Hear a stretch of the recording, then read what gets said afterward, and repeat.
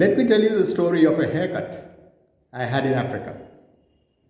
I was working in Botswana, and one day I noticed that my hair had grown long. I needed a haircut. So I asked the manager at the resort where I stayed, where I could go. He showed me a place not far away in the main mall, opposite the Botswana post on the ground floor.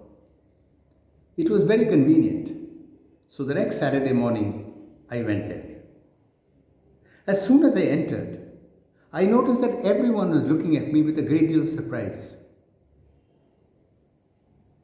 Then a young man came up to me and said, "Sir, do you need a haircut?"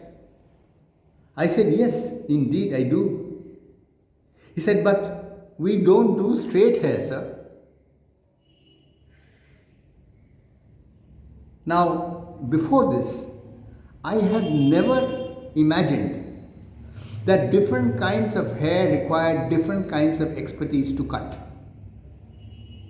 The African hair, which is crinkly and springy, very beautiful, that it would require a different expertise to cut from the European kind of hair or the Indian kind of hair, which is relatively straight. So I looked at the young man and said, "In that case, where do I go?" He said, "Come back here at 3 o'clock in the afternoon, and there would be a man there, here, who will take care of your hair."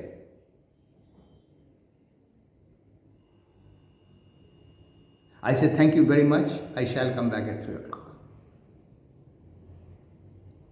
I went there back at 3 o'clock, and there was a man there who walked up and said, "Did you come in the morning, sir?" I said, "Yes, indeed I did." He said, "Come inside, sit down. I will take care of your hair." I sat down, and as he was making preparations to start my haircut, I asked him quietly, "Does it require a different kind of skill to handle different kinds of hair, like the beautiful African hair as well as the more straight Indian kind of hair?" He said, "Not really. It is all the same. It's a matter of belief. All you need is a bit of patience." I said, "I thought so." He started cutting my hair. Asked me, "Where are you from, sir?" I said, "I was from India." "We have very strong beliefs here in Africa," he said, "and our beliefs make us do what we do." "What about India?" I said, "Yes, there are very strong beliefs in India as well, like everywhere else." He said, "Our beliefs are very strong. For instance, if two lovers fall apart, we give them magic potions, something to drink, which will bring them back together again easily. And on the other hand, if you want to eliminate someone or you want to drive him mad, we can do so easily without even touching him or going near him." I was listening very carefully. He said, "All you have to do is to put certain things close to them and wait." I said, "Like what?" He said, "Like the paw of a bear's paw. If you can put it in the mattress of the man where he sleeps, then he would sleep close to it all night, in close proximity. Perhaps the next night. And on the third night, surely he'll be gone."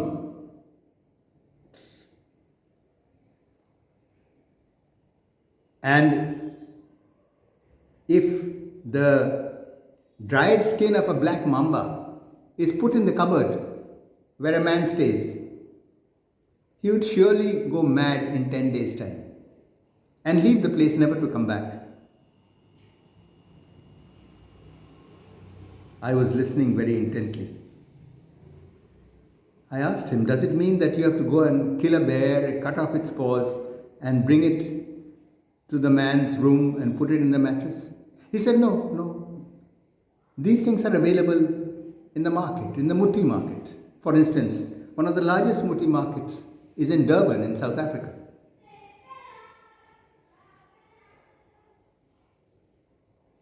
And skins also of snakes like the black mamba. I said, what if it starts smelling after a while? He said, these are dried paws and dried snakes. They don't smell too much. But even if they do after a while, by the time the deed is done,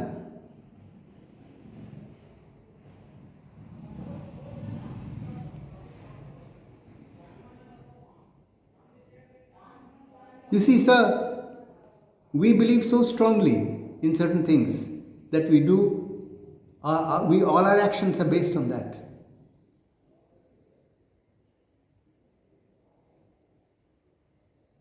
Like cutting off hair, the crinkly hair and the straight hair. It's a matter of belief. I listened to him in silence. He said, you don't believe really that these things can be done, do you? I said, no, not really, because I was apologetic. He said, I understand. What will happen is, if someone does it to you, it will have no effect on you because you don't believe.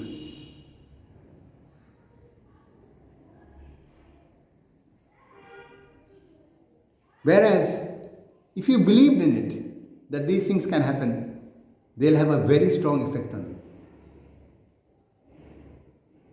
Like it has on many Africans. I said, have you ever seen the effect of these things? He said, yes, in my family. I am from South Africa.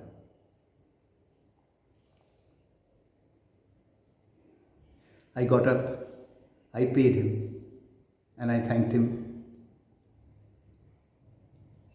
He said, you can come back anytime. I said, thank you very much.